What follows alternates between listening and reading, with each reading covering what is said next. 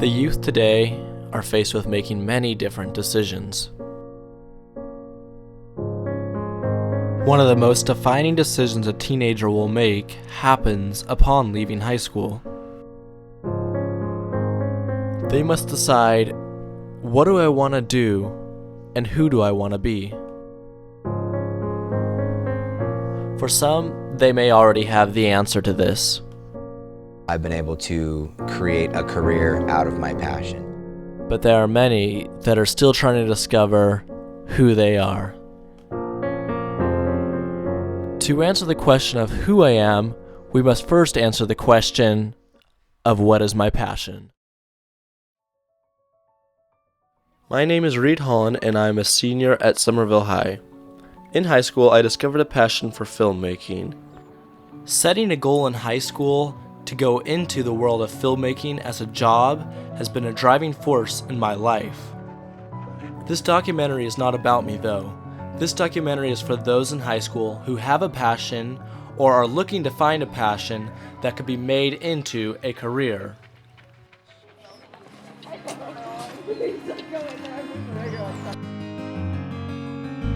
Let's first start by looking at a friend of mine whose name is Abby Stewart.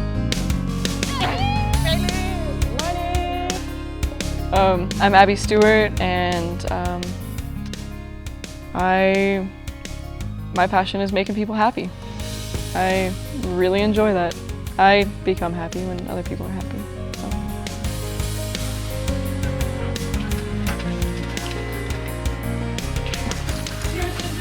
So. How's your senior year going? Crazy.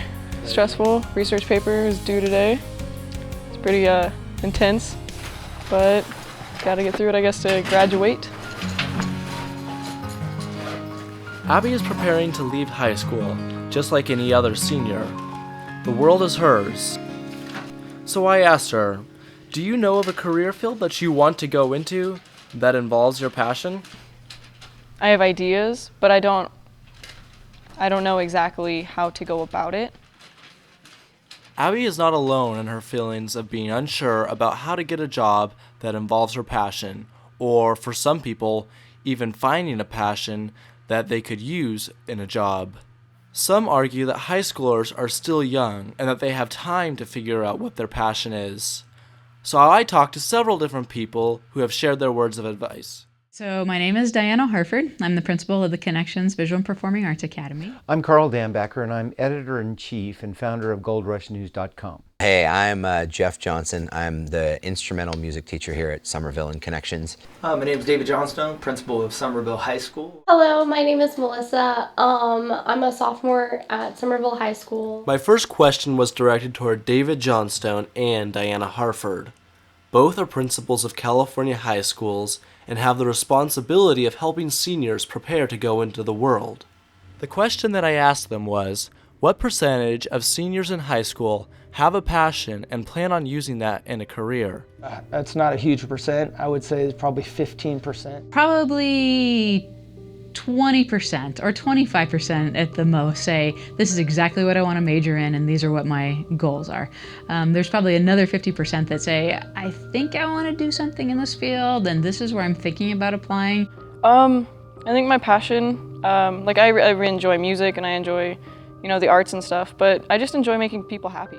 It's important to figure out who you're going to be in high school, because high school is a mini life. It's literally just a step before going into the real world. And you have to figure out, what am I going to do for the rest of my life? What group am I going to fit into? Where am I going to work? Who am I going to be? Who am I going to help? Who am I? And I feel that high school is kind of that discovery place of where you're going to do.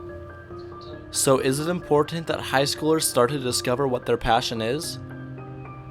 I think that is the key to success, is to have something that you want to pursue. It's very important, because if you don't find that passion, then what do you have to live for?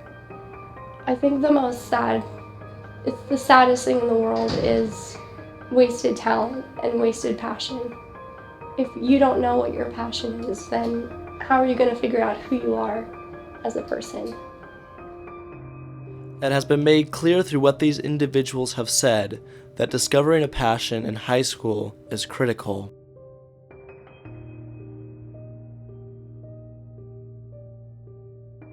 The question that remains is, how does one start to discover their passion?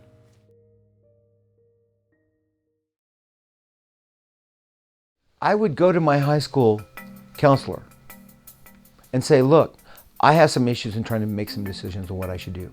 What would you say is the first step for somebody that's looking to find that they're trying to figure out what they're going to do with their future? I think writing things down, making a list of what you love, and then, pull it over to another side and go, well, what do I want to do when I do graduate? Because the shocker is, all right, I'm going to be graduating in 6 months, and I've got to figure out something because I'm not going to live at home until I'm 35. So Don't let anything stand in your way. If you want to be a director of movies, then start that process. Start getting involved. If you want to be a performer and that's all you want to do is be on stage, start doing it every day. Right. So part of it is not giving up on your dreams. You need to identify what your goals and your interests are and see how far you want to pursue those in life. And then let's see if there's a program out there that can help you meet those goals.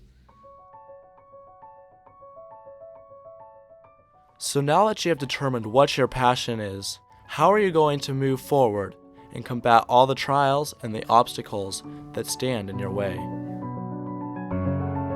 But around 5th grade, I was not doing very well. In fact, they wrote on my, the end of the year, we're going to keep him back, and they did. So I took 5th grade over, and they basically told my parents, look, he's never going to be able to do anything. If he can get through high school, it'll be a miracle. College, forget it. And so I kind of early on knew that I wasn't keeping up, so I had to almost create a whole new level of happiness for myself, and that was in music and enjoying what I would call film, what I call M&M. Music and movies has been a huge passion and driving.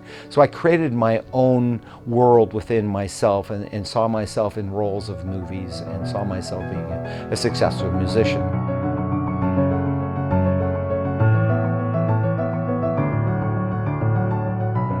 But the bottom line is they have to not be afraid of failing.